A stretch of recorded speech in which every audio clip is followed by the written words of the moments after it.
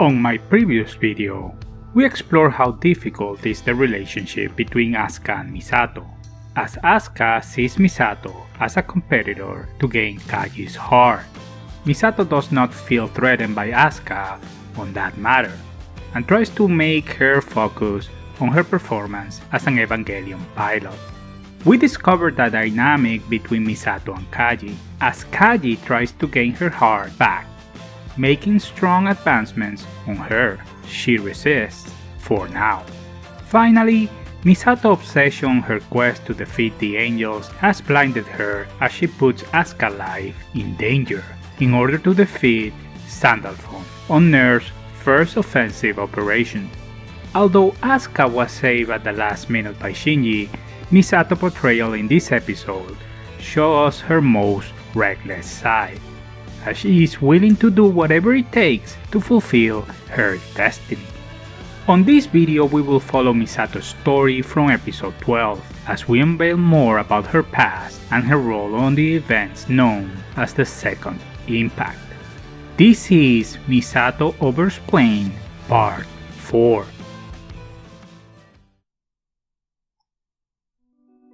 We open this episode with a flashback, as we see a man carrying a bloody girl on an apocalyptic situation.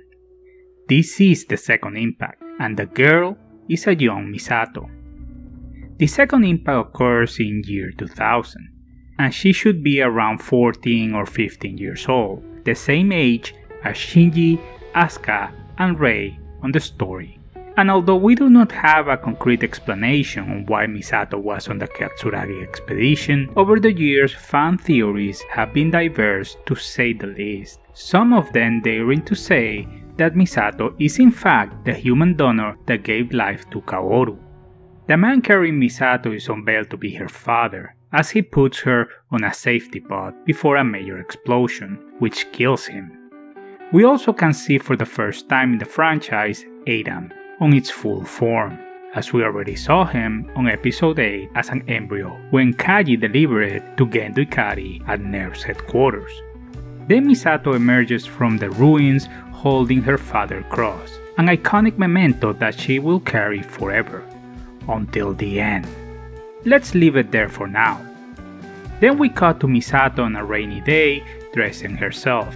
This scene is very important because for the first time in the show, the director is not showing Misato's body for fan service. He's actually showing it to portray her vulnerability, just as in the opening credits scene that I mentioned on my first installment.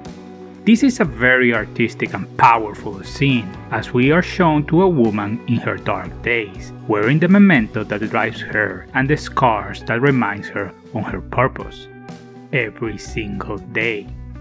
Vulnerable, cold, and strong. Without saying a word, we have gotten in a few seconds a background story and an explanation on her obsession. Remarkable. Then Misato appears fully dressed, but there is a difference now, as she's no longer Captain Katsuragi, but Major Katsuragi. She has been promoted. As Kensuke points out, Misato really does not care about promotions or personal glory. She is in only for the big prize. Consume her revenge. Shinji is improving his sync test with his Evangelion unit, but this does not gratify him, as he does not want to be an EVA pilot. In this episode, both Misato and Shinji have professional advancements, but neither of them are happy for it. Shinji then tells to Misato that for some reason he does not feel happy, although he like others to recognize his improvements, and Misato tells him that this is because he cares more on what others think of himself than personal gain. Misato is the counterpart in this case, as she really doesn't give a flying F what others think of her. Shinji then goes into a line of questioning, trying to uncover more about Misato's past. She lies to him for the first time in the story. This is important, as it was very well established on the story that Misato knows every single detail on his life. It's a part of her job, but she is lifting a wall when Shinji tries to know her better. The reason behind her lies is because she does not want Shinji to know that she is in it because of her father. just like Shinji. Then Kaji arrives to her house with Ritsuko, and again, Misato gets jealous. A ton of feelings on this episode so far. An angel appears and Misato gets into her most confident side. She is on a winning streak, and this allows her to be even more reckless on the next battle against Sahakiel, the 10th angel. She feels confident. She has 3 pilots on top of their games, their EVA units are on top shape, and Gendo Ikari is not in town. She is in command. When she explained her plan to Dr. Akagi, she screamed at her and highlights that this obsession of hers is going to kill everyone. She does not deny it or cares. Defeat the angels is her top and only priority. Although Misato has become reckless, she's still very smart. She tells the children that her plan is to them to be dispersed on different strategic points and stop the angel with their hands. Misato is a very self-driven person, as she states that miracles are only those that you make it happen. Then Misato tells the children that she will buy them some steaks after all of this is over. In other words, nobody will die today, and we will emerge victorious once again. It is important to highlight something else. Misato went through hell on her childhood. The world has ended. Food was scarce, people were dying because of famine. 1 generation later, she sees steaks as the ultimate reward. Misato then orders a massive evacuation order. Every single non-essential worker should leave Tokyo 3 as soon as possible. She knows that once the angel is on site, it's no longer up to her, but only the children. She remarks that the EVAs will protect them, as they are in the most safe place in the world. But she's not in an EVA, which means that she will die if everything or anything goes wrong. We cut to a flashback in which Misato opens up to Shinji and tells him about her past and her father. Once again, the Hedgehog dilemma is brought in, as she unveils how her father was obsessed with his work and she hated him. But then he saved her, giving his own life. Again, we see the cross on her chest. Now it makes sense. We have most of the picture on Misato's background.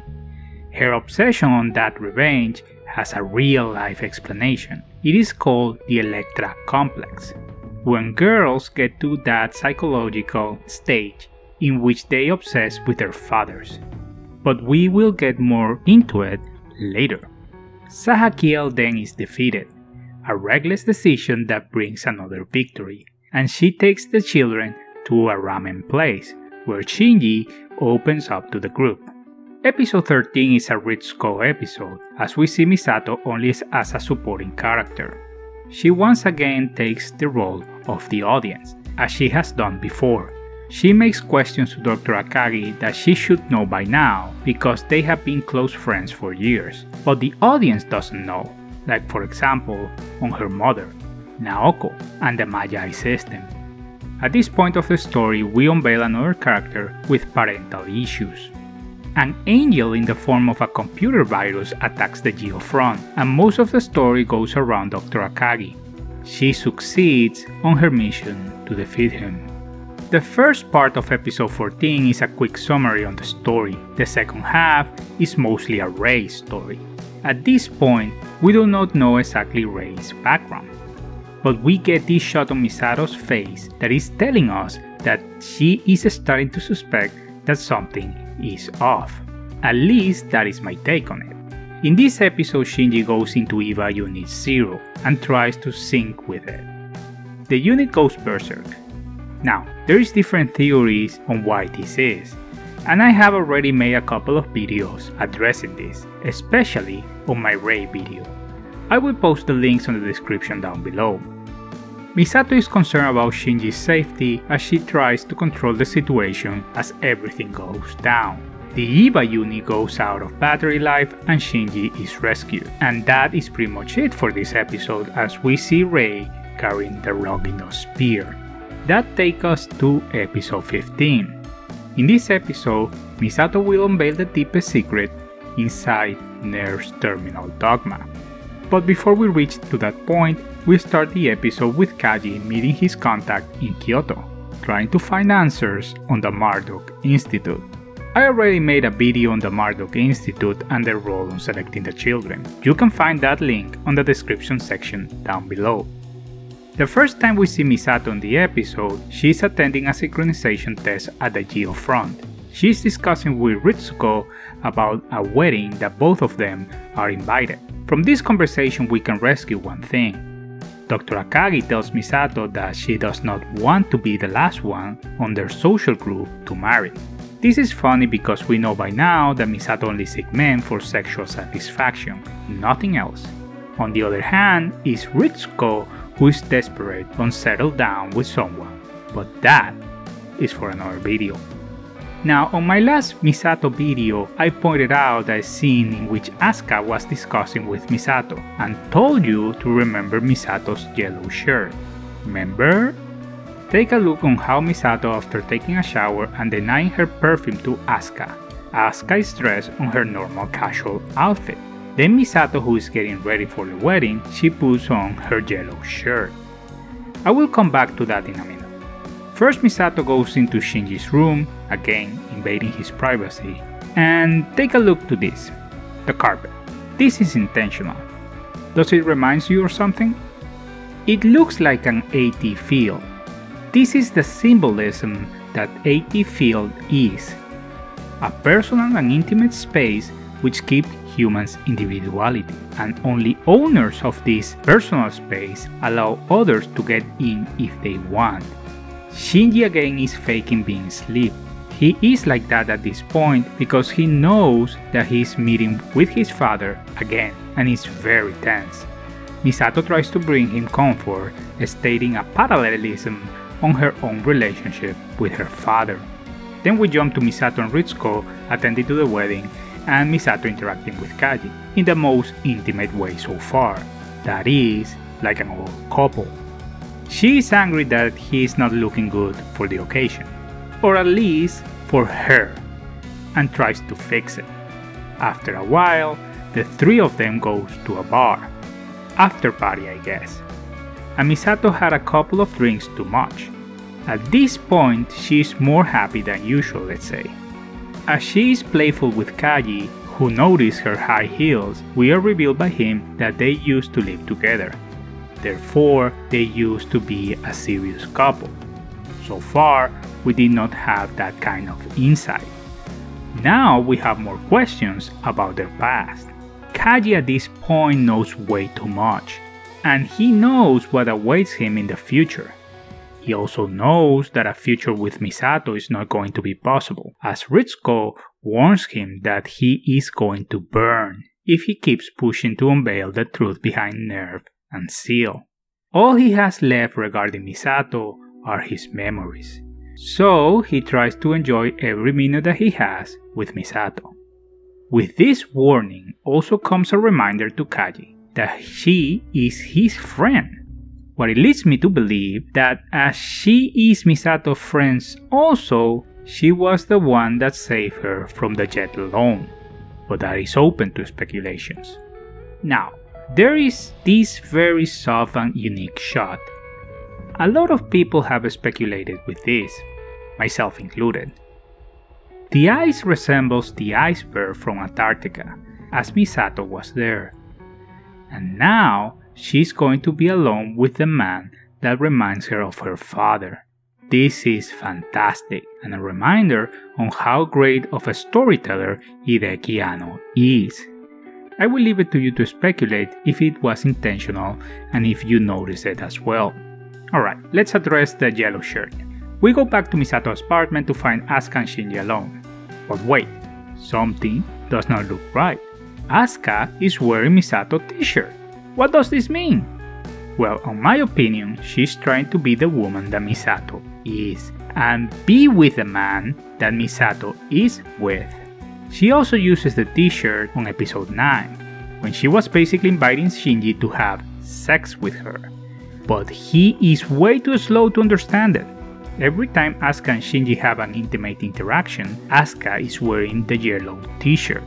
also is the same shirt that she uses in, that's right, the end of Evangelion. We got back to Misato and Kaji. She had way too much to drink and goes into a sincerity spiral in her walk of shame. We are revealed that she was the one who ended the relationship because of a lie. She told him that there was another man, and there was in a way, her father. Then she goes into a rant on how she hated her father and how Kaji reminded him. Again, the Electra complex.